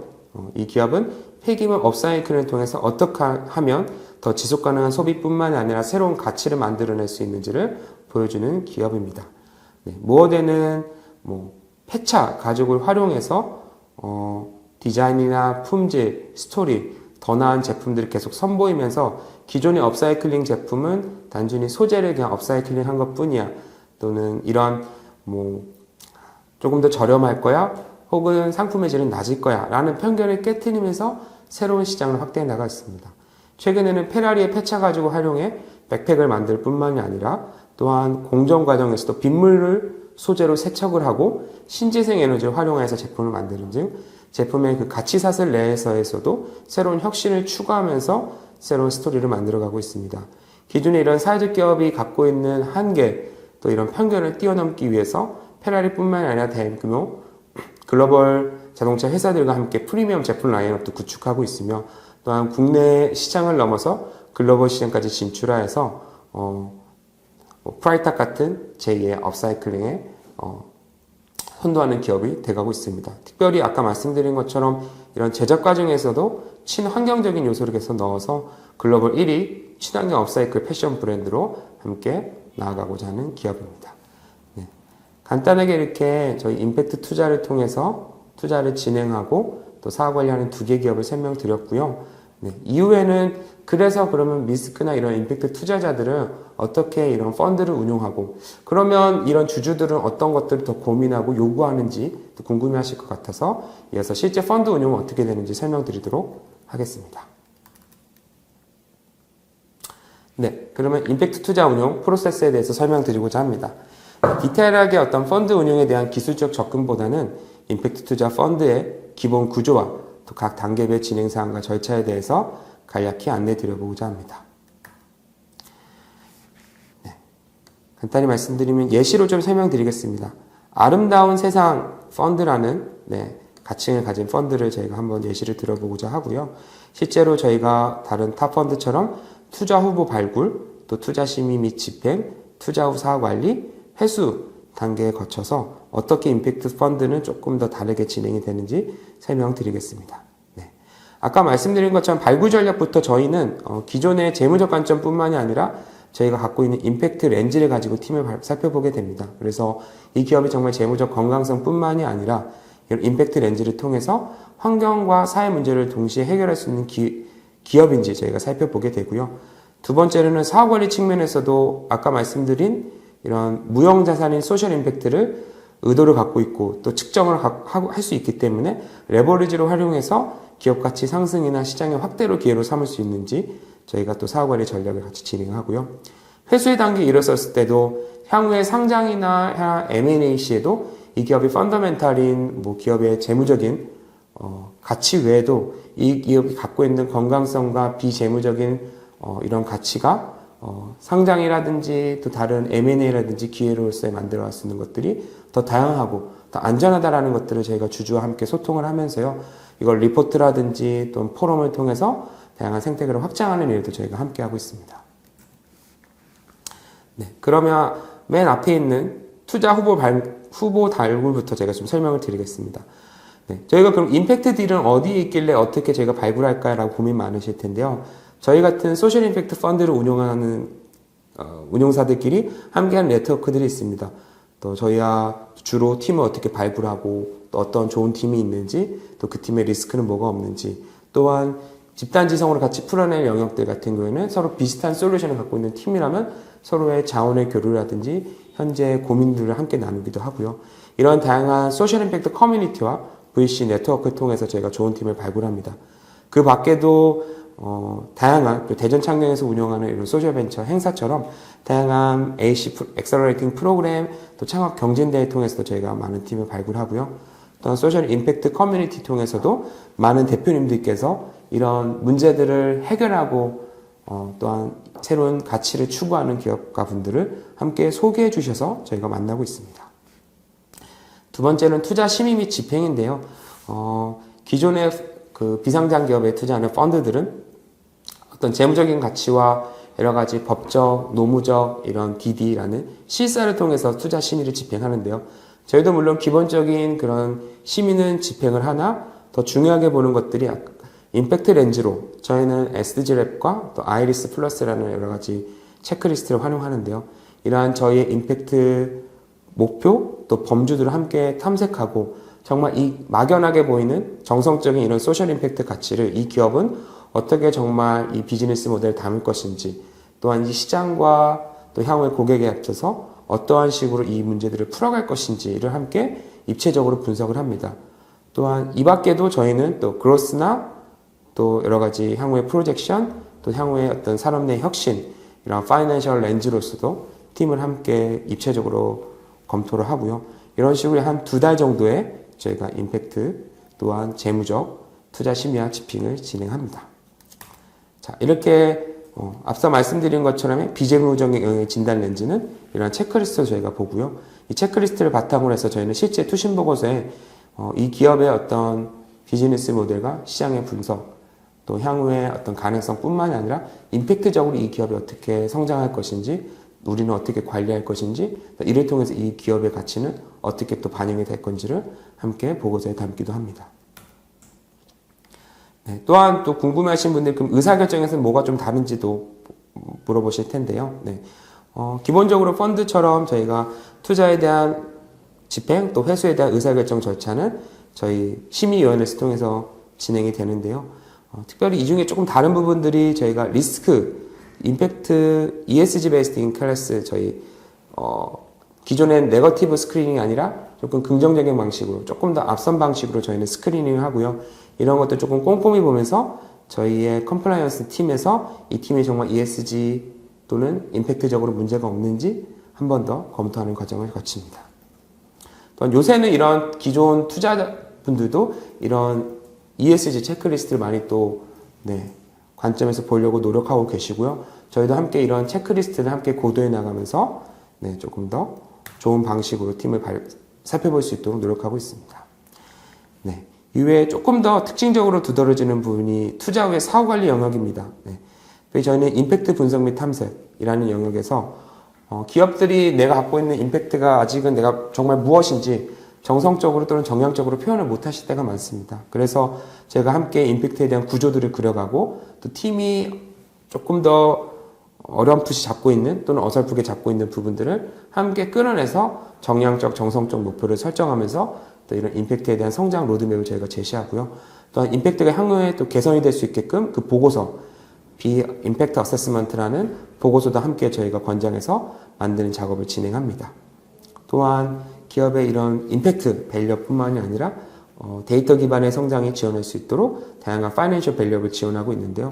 말씀드렸던 것처럼 기본적인 쉐어드 서비스나 인력 및 다양한 지원도 하고 동시에 이런 기업의 비재무적 가치를 통해서 또한 기존 대기업과 오픈이노베이션의 협업을 통해 새로운 기회라든지 판로라든지 이런 자원 연계를 함께 할 수 있는 영역들을 저희가 사후 관리에 빠르게 붙여나가고 있습니다. 그래서 요즘같은 때에 이제 여러 가지 시황이, 리세션이 되는 어려운 상황에서도 이런 스타트업과 또 대기업들이 함께 상생할 수 있는 방향을 저희가 마련하고 있고요. 단순히 이거는 기업의 어떤 사회적 가치 책임 활동을 떠나서 이런 비재무 가치들을 함께 고민하고 또 발굴하고 또 단단하게 만들어감을 통해서 이런 비상장 스타트업도 더 빠른 성장을 추구하고 또 이런 대기업들도 안전하게 기업의 성장을 담보할 수 있는 기회들을 함께 만들어가고 있습니다. 마지막으로 회수입니다. 그럼 임팩트 투자 딜들은 회수가 좀 어렵지 않나라는 편견도 좀 가지실 텐데요. 다행히도 이런 임팩트, 아까 말씀드린 이런 영역에 대해서 이런 비영리 스타트업을 M&A 통해서 기업의 비재무적 가치를 상승시키는 방안도 저희가 검토하고 있고요. 또한 이러한 영역에 있는 팀들과 함께 상장 단계에서 같이 M&A 통해서 상장이 조금 더 용이하게 하는 방법도 저희가 검토하고 있습니다. 특별히 또한 이러한 사례들이 더 많아지기 원하는 바람에서 저희가 또 다양한 임팩트 리포트도 발행하고 이러한 생태계가 활성화되기 위해서 포럼이라든지 컨퍼런스를 통해서 이러한 사례들과 가능성을 함께 나누기도 합니다. 또한 최근에는 이런 임팩트 펀드를 위한 세컨더리 펀드도 결성이 돼서 구주맥에 대한 확률도 더 높여가고 있습니다. 조금 더 말씀드리면 최근에 이제 50대 대기업에서도 이런 임팩트 기업에 대한 많은 관심을 갖고 M&A로 많이 문의를 줍니다. 예를 들어서 소재 관련해서 업사이클링 소재 혹은 폐기물 활용한 소재의 기업에 M&A 할 게 있나요? 혹은 모빌리티 쪽에서 조금 더 포용적 모빌리티를 하는데 우리 기업에 붙일만한 기업이 있나요? 혹은 요즘에 다양성을 추구하는 특별히 소재 관점에서도 친환경적인 소재를 활용하는 기업 중에 우리가 M&A 할 게 있나요? 이런 식으로 많은 대기업이라든지 또는 IPO를 준비하고 있는 기업들에서 이런 스타트업과의 협업이라든지 M&A를 많이 요청해주고 계십니다. 그래서 그러한 유형으로 저희가 함께 기업을 모델링해 가기도 하고 요즘에 새로운 이런 M&A라든지 또 IPO의 기회를 만남을 통해서 저희도 사례를 계속 만들어가는 중에 있습니다. 간단하게 이렇게 임팩트 투자 운용에 대해서 설명을 드렸는데요. 랩업을 한번 간단히 해보도록 하겠습니다. 요새 대중에서 말씀해주신 ESG 투자, 당연히 우리 기후위기라든지 사회 양극화가 만연하기 때문에 더 이상 우리 투자 관점에서도 저희가 윤리적 소비 외에도 투자하는 입장에서도 이런 환경이나 사회를 배제하고는 없이 투자를 할 수 없는 시대가 왔습니다. 그래서 저희가 막연하게 전기차라든지 또 기후위기에 대응하는 기업에 투자를 하고 그 기업의 가치가 빠르게 성장하는 것을 또 보고 계실 거고요. 최근에 남양이라든지 SPC처럼 기업 경영 활동이나 또는 그런 위기에 대해서 이사회가 또 대처하는 방식에 따라서 저희들은 또 그거에 반응해서 뭐 소비뿐만 아니라 투자에도 그런 활동에 저희 직접 참여하고 있고요. 대신 임팩트 투자는 그보다도 조금 더 앞서서요. 이런 새로운 임팩트와 또 새로운 환경적, 사회적 가치를 만들어내는 기업에 투자라는 것이 임팩트 투자라고 보시면 되고요. 이런 구체적인 사회나 환경적 가치를 만들어내는 거, 또 이런 기업들이 성장해서 또 빠르게 어떤 재무적 수익까지 만들어내는 투자를 저희는 임팩트 투자라고 봅니다.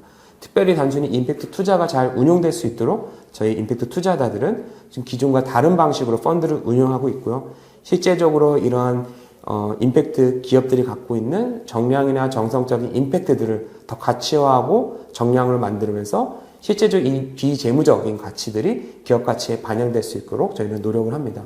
더 나아가서 다양한 대기업이나 이런 스타트업들도 이런 환경이나 사회적 가치에 조금 더 관심을 갖고 당연히 이런 것들을 준수하고 잘 따름에 따라서 우리의 기업이 더 지속 가능한 성장을 할 수 있고 다양한 외부의 위협으로부터 리스크를 더 안전하게 지켜낼 수 있다라는 사례를 더 만들어 가고 있습니다. 오늘 간단하게 어떤 ESG 투자의 흐름과 또 그 중에 임팩트 투자에 대한 개요, 또 펀드에 대한 소개를 드렸는데요. 이외에 또 다양한 댓글이나 또 저희 MI 소셜 컴퍼니 문의를 통해서 다양한 문의나 또 궁금한 사항들 나누면 좋겠습니다. 네, 감사합니다.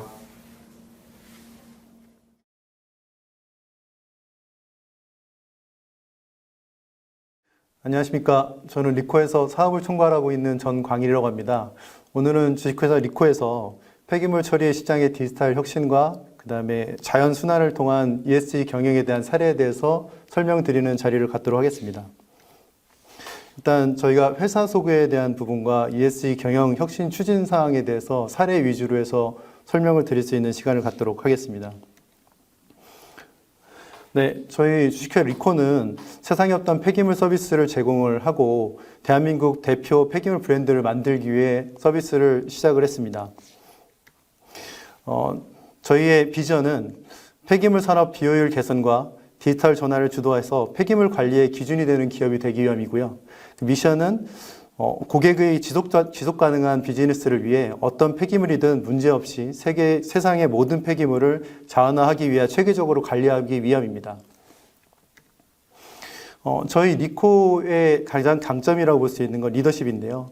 저희 리코에서는 다양한 산업군에서 경험을 가지고 있었던 리더분들이 함께하고 있습니다. 테라사이클, 메시코리아, 카카오 모빌리티, 베인앤컴퍼니 같은 주요한 사업에서 리더십을 발휘하셨던 분들이 저희와 지금 합류하고 계셔서 주요한 리더를 끌어나가고 계십니다. 저희 서비스에 대해서 소개를 한번 드리도록 하겠습니다. 저희는 업박스라는 브랜드를 만들어서 폐기물 수집 운반의 토탈 서비스를 제공을 하고 있습니다. 저희는 3가지 서비스를 제공을 하고 있는데요. 업박스 솔루션, 그다음에 업박스 로지스틱스, 업박스 클라우드 이 3가지 서비스를 기반으로 해서 사업을 성장해 나가고 있습니다. 업박스 컨설팅은 배출 환경 진단 및 개선, 그다음에 글로벌 환경 인증 대행, ESG 프로젝트 기획, 캠페인 기획 운영과 같은 배출자 기반의 대형 프로젝트들을 진행을 하고 있고요. 업박스 로지스틱스는 폐자원에 대한 물류 서비스인 전반적인 서비스를 제공을 하고 있습니다. 그래서 수집 운반과 처리, 그다음 폐자원에 대한 재활용까지 모든 부분들을 저희가 직접 운영을 하고 있는 서비스를 제공을 하고 있고요. 마지막으로 업박스 클라우드는 SaaS 기반에 대한 플랫폼입니다. 지금 앞선의 컨설팅, 그다음에 로지스틱스에 대한 내용들을 모든 기반으로 해서 플랫폼을 제공을 하고 있어서 배출자에게는 저희 서비스에 대한 모든 것들이 보여주고 있고요. 그 다음에 작업하시는 분들은 이 클라우드를 기반으로 해서 모든 작업한 내용들이 기록할 수 있게끔 서비스를 제공하고 있습니다. 저희는 2018년 회사를 설립했습니다. 지금 만 4년 정도 된 회사고요. 2019년에 파일럿 프로그램을 런칭을 했고 2020년에 지금 말씀드린 업박스라는 브랜드를 정식으로 론칭을 했습니다. 21년도에는 투자 유치에 성공을 해서 약 155억의 투자 유치에 성공을 했고요. 그 투자금을 기본으로 해서 저희가 서비스를 확대해서 22년에는 서비스의 본격적인 확대를 진행을 했습니다. 그래서 5월에는 월 매출 10억을 돌파를 했고 현재는 서울 수도권, 그다음에 충청권 전반적으로 모든 서비스를 제공을 하고 있는 상황입니다. 저희 ESG 경영에 대한 내용들을 기반으로 보면 환경 임팩트 산출을 하고 ESG 지속 가능한 경영 보고서를 매달 발간을 하고요. 소셜 벤처 임팩트 자가 공시 리포트를 발간을 하고 있습니다. 그 ESG 경영 중에서 저희가 굉장히 중요하게 생각하는 유비스라고 하는 저희 리코만의 지표를 제공을 하고 있는데, 패자원의 통합관리 과정에서 환경 영향을 평가하는 지수입니다. 좌측에 보시는 내용같이 폐기물 지금까지 수거했던 내용들을 위주로 해가지고 폐기물 현황에 대해서 다 추측하고 있고요. 이 폐기물 수집한 내용을 기반으로 해서 바이오가스, 곤충 사료와 소각관, 바이오 디젤과 같이 다양한 재활용을 할 수 있는 내용들을 어느 정도의 그 수량으로 저희가 처리를 했는지, 재활용했는지에 대한 수치를 좀 보여주고 있고, 오른쪽 친환경 성과 요약과 같이 절약된 물, 에너지 회수, 저감한 온실가스에 대한 수치까지도 저희가 다 산출해서 보여주고 있고요. 이 수치에 대한 거는 앞서 말씀드린 업박스 클라우드의 고객사 기반으로 해서도 다 노출될 수 있게끔 보여주고 있습니다. 제공하고 있습니다. 네. 지금부터는 ESG 현재 저희가 진행했었던 경영 사례를 위주로 설명드리도록 하겠습니다. 저희가 이 사업을 시작하게 된 계기, 추진 배경에는 아래 3가지 내용이 있습니다. 현재 불법 폐기물이 가득한 한반도라고 말씀드렸는데, 2019년 전국 불법 폐기물 현황 조사에 따르면 120만 톤에 이르는 불법 폐기물이, 그리고 1톤 이상 쓰레기 더미가 235곳이 적발이 됐습니다. 이건 대부분의 물류 폐기물들이 정확한 관리와 추적이 되지 않고 있기 때문에 발생한 문제라고 저희는 파악을 했습니다. 두 번째로는 턱없이 부족한 자원 순환 인프라인데, 2020년 일평균 폐기물 발생량이 53만 톤이고, 이 사업장 폐기물의 연평균 5% 조금씩 증가를 하고 있습니다. 하지만 폐기물 처리를 위한 국내 매립지는 한계에 다다랐고, 이를 처리할 방법도 굉장히 제한적이라는 게 문제점이라고 보고 있습니다. 마지막으로 열악한 작업 환경과 사회적 인식인데요. 지금 낙후된 근무 환경과 사회적 인식 때문에 이 업에 종사하시는 분들이 굉장히 열악한 환경에서 근무를 하고 계시고, 이렇다 보니까 이쪽 업무에 대해서 들어와서 일을 하시려고 하시는 분들이 점점 없다라는 것들이 문제를 발생하고 있고, 이를 개선하기 위해서 저희는 6가지 해결 방안을 도출해내서 이 6가지 사례를 위주로 서비스를 고도화하고 상품을 고도화하면서 사례를 만들어 나가고 있습니다. 아래 6가지 내용에 대해서는 폐기물 관리에 대한 프로세스 디지털 트랜스포메이션이 있고, 기술 고도화를 통한 혁신, 그 다음에 고객 맞춤 ESG 자원 순환 솔루션, 폐기물 산업 환경 개선을 위한 활동, 근로자 작업 환경 개선을 위한 노력, 사회적 인식 개선을 위한 공헌 활동 실천, 이렇게 6가지 항목에 대해서 저희가 실천을 하고 있고요. 이 부분에 대해서는 하나씩 자세하게 좀 사례를 설명드리도록 하겠습니다. 첫 번째, 폐기물 관리 프로세스에 대한 디지털 트랜스포메이션인데, 이건 기존의 방식에 대해서 왼쪽에 있는 사례를 좀 보시면 폐기물 배출량에 대한 정확한 측정이 굉장히 어려운 상태입니다. 이 용기에 대해서 그냥 뭐 원통이 됐든 아니면 폐기물 용기를 담았던 이 부분에 대해서 부피라든지 무게에 대해서 측정하는 단위가 굉장히 불분명하고 업체마다 다 다른 기준을 가지고 있다는 게 시장 환경의 문제라고 저희는 파악을 했고요. 그렇다 보니까 수거 단계에서 불투명한 이력이 관리가 되고, 이에 따른 비용에 대한 게 굉장히 산정하기 어렵고 중구난방으로 했었던 상황이 발생을 하고 있습니다. 이렇다 또 하나의 문제는 이렇게 수집 운반한 내용들에 대해서 언제 누가 어디서 했는지에 대한 내용이 전혀 기록이 남지 않는다는 게 문제라고 좀 파악을 했습니다. 이렇다 보니까 전체적으로 배출처한테는 신뢰에 대한 부분들이 만들어지지 못하고 있고, 그다음에 불투명한 계층 및 데이터 관리를 해서 굉장히 어려움을 시장에서 발생을 하고 있었고요. 이거를 저희가 업박스라는 서비스를 기반으로 해서 디지털을 통해서 이걸 해결하고 있습니다. 저희는 저희가 자체적으로 개발한 용기를 기반으로 해서 그 용기의 부피를 측정할 수 있는, 측량을 할 수 있는 수치를 제공을 하고 있고요. 그 수치에 대해서 맞게끔 배출량을 매일 기록을 하고 있고, 그 배출장에 나오는 모든 용량에 대해서 사진을 좀 찍고 있습니다. 이것을 앞서 저희가 말씀드린 업박스 클라우드에 다 업로드하고 있어서 이 내용들을 고객한테 매일매일 전송해서 받아볼 수 있게끔 저희가 서비스를 제공을 하고 있고요. 저희가 수행하고 있는 모든 차량에 대해서 GPS를 부착하고 있기 때문에 이동 동선에 대해서 모든 게 실시간으로 추적할 수 있는 그 시스템을 제공하고 있습니다. 그러다 보니까 폐기물 발생 단계에서 처리까지 전 밸류 체인에서 투명하고 정확한 데이터를 기반으로 한 서비스를 저희가 업박스라는 이름으로 제공을 하고 있어서 모든 폐기물에 대해서 디지털하는 거에 저희가 선도적으로 앞장서고 있습니다. 네. 그다음에 기술 고도화를 통한 혁신인데요. 앞서 말씀드린 것 같이 저희가 모든 폐기물에 대해서는 수집을 하면서 수치에 대한 것들을 개근하고 기록하고 사진을 통해 가지고 모든 것들을 기록하고 있는데 이것도 초반에는 사람이 하다 보니까 약간 정확도에 대한 부분이 떨어질 수 있었습니다. 이 정확도를 높이기 위해서 저희가 AI 기술을 기반으로 해서 사진 데이터를 찍고 나서 부피에 대한 부분들을 측정할 수 있고 그다음에 폐기물 종류에 대한 탐색할 수 있는 기술을 적용을 해서 저희가 부피 측정의 정확도를 97.6% 이상으로 높였고요. 그다음에 폐기물의 종류, 탐지 정확도에 대한 것들을 97%로 높인 상태입니다. 그리고 또한 배출량에 대한 측정도 사진을 통해서 바로 용량에 대한 부분들이 저희가 측정할 수 있기 때문에 작업 속도에 대한 부분도 0.6초로 단축할 수 있어서 작업에 대한 생산성도 높이는 효과를 저희가 거두고 있습니다. 네, 기술적으로 저희가 좀 더 집중하고 있는 부분이 차량 동선에 대한 최적화 기술인데 저희가 한 2,000여 개의 거래처를 저희가 보유하고 있고요. 그 다음에 60여 대의 차량, 그 여러 다양한 종류 성상의 저희가 폐기물이 나오고 있습니다. 그리고 배출처의 그 주거 횟수나 이런 부분들이 다양하기 때문에 저희가 이 다양한 루트를 최적화 동선을 만들기 위한 노력들을 하는 게 저희의 굉장히 핵심 기술이라고 볼 수 있는데 이 부분을 시스템을 도입을 해서 최단기간에 이동 기간에 대한 시간에 대한 최소화를 달성을 했고 최소화를 통해서 저희가 이동에 대한 동선을 줄이다 보니까 유리비 절감, 이산화탄소 배출량 감소 등의 효과를 저희가 보고 있습니다.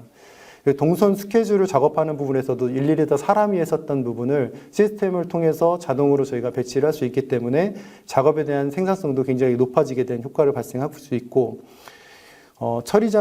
처리별로 이동시간 편차가 굉장히 다양했었는데 이 시스템을 통해서 최소화로 통일을 했기 때문에 일괄된 서비스를 배출처와 작업자에게 줄 수 있어서 서비스의 평균치를 높이는 효과를 저희가 보이고 있습니다. 네, 고객 맞춤형 ESG 자원순환 솔루션의 구축에 대한 사례를 좀 설명드리도록 하겠습니다.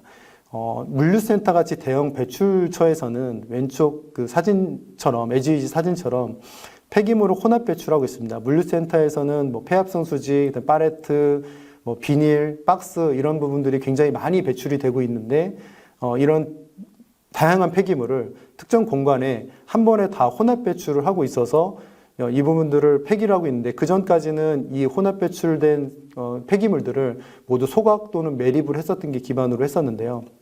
저희가 자원순환에 대한 업박스 스테이션이라는 서비스를 제공을 함으로써 아래에 있는 것처럼 이 스테이션을 제공해서 분리할 수 있는 공간, 그 다음에 정책을 만들어서 제공을 한 이후에 지금 뭐 폐지라든지, 그 다음에 비닐, 그 다음에 재활용할 수 있는 것들을 구분하고 또는 소각이나 폐기할 수 있는 것들을 구분해서 저희가 약 67%의 재활용 가능한 자원을 저희가 재활용을 해서 업사이클링 했었던 사례가 있습니다.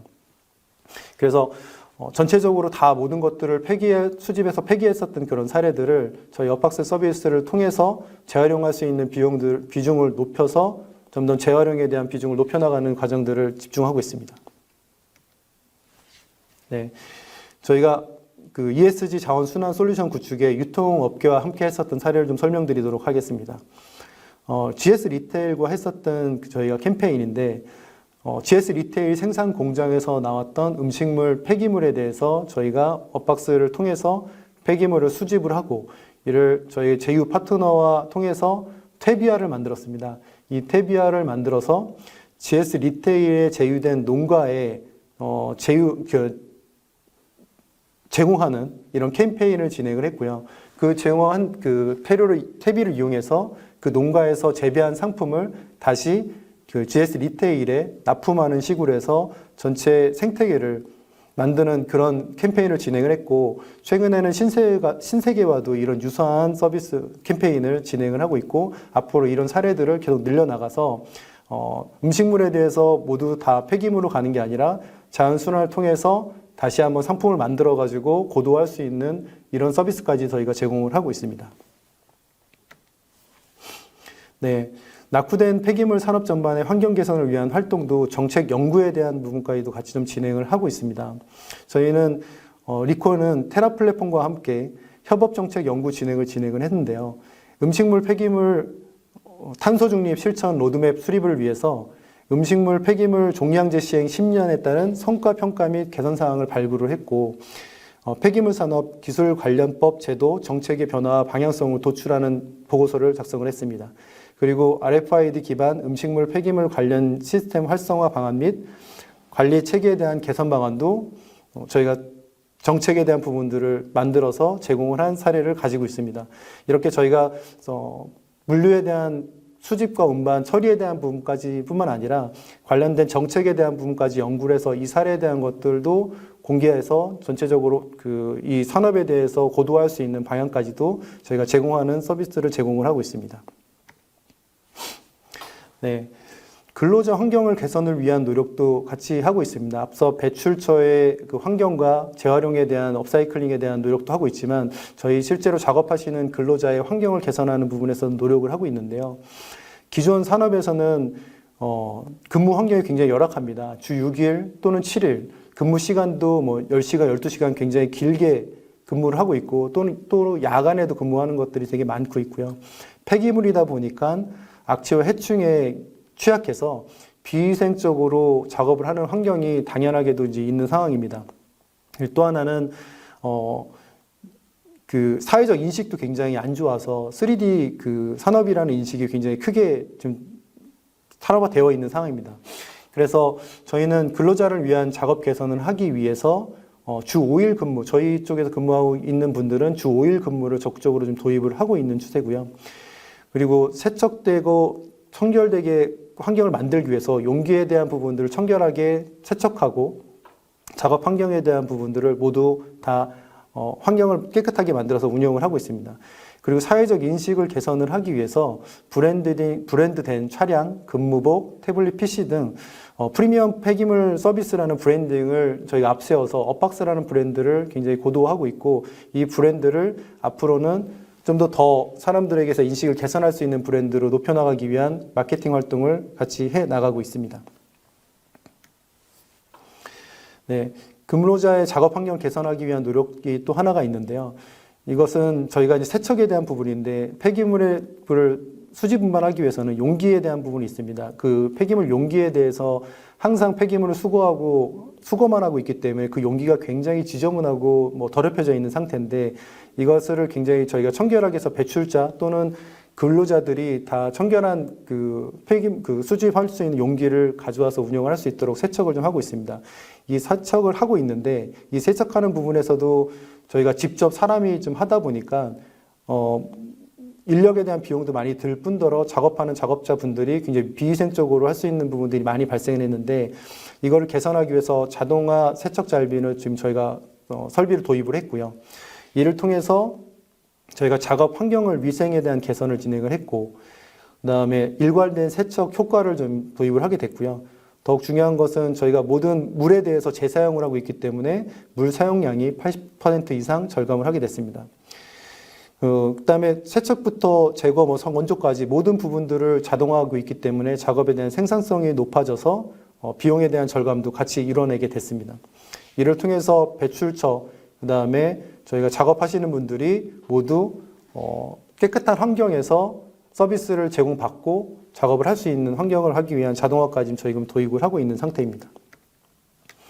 네, 저희가 사회적 인식을 개선하기 위한 또 활동들을 좀 하고 있는데요. 저희 리코에서는 2020년에 여의도 사철나무 살리기 프로젝트를 진행을 해서 습지 생태계공원에서 저희가 색강공원에서 이런 사철나무 살리기 캠페인에 대한 비료나 저희가 만든 태비화에 대한 제품들을 제공하는 이런 프로젝트를 좀 진행을 했고요.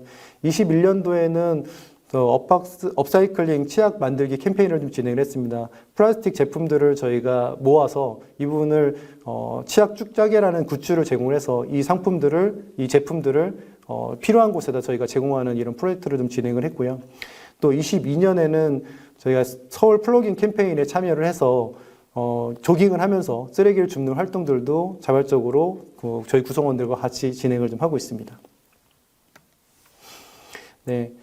사회적 인식 개선을 하기 위한 공헌 활동 마지막으로는 저희가 작업분들의 매니저 기사님들의 개선 소속감을 높이기 위해서 업무복이라든지 모자, 마스크, 토시 이런 유니폼들을 제공하고 있습니다. 업박스라는 브랜드를 기반으로 하고 있는데 이런 부분들을 제공하고 안전하고 청결된 환경을 만들기 위한 노력들을 굉장히 강하게 좀 진행을 하고 있고요. 그러면서 저희가 청년 채용을 적극적으로 지원을 하면서 저희 근무하시는 분들이 78%가 젊은 청년 분들이 근로할 수 있는 환경까지 만들어서 좀 제공을 하고 있습니다. 그래서 저희가 지금 6가지의 그런 개선 노력을 통해 저희 업박스라는 서비스를 성장시키기도 있으면서 ESG 경영에 실천했던 사례들을 소개를 했습니다. 그래서 앞으로 리코는 폐기물 관리의 새로운 기준이 되는 리코를 기반으로 해서 업박스 서비스를 좀 더 성장해 나가기 위한 노력을 할 겁니다. 네, 많이 지켜봐 주시고 지금까지 저희 내용에서 들어주셔서 감사합니다.